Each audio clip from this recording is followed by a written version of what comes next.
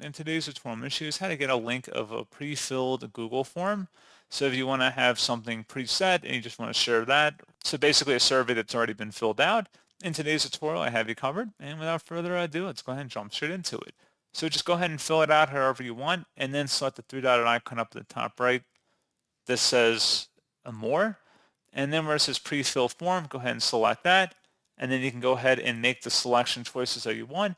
So this could be helpful, an example, if you're trying to, send this out to people after they've completed an examination about what the correct answers are, for example.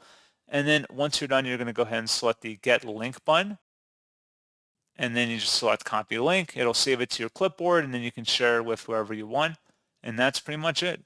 So as always, thank you guys for watching this brief tutorial. I do hope that was able to help you out, and I do look forward to catching you all in the next tutorial. Goodbye.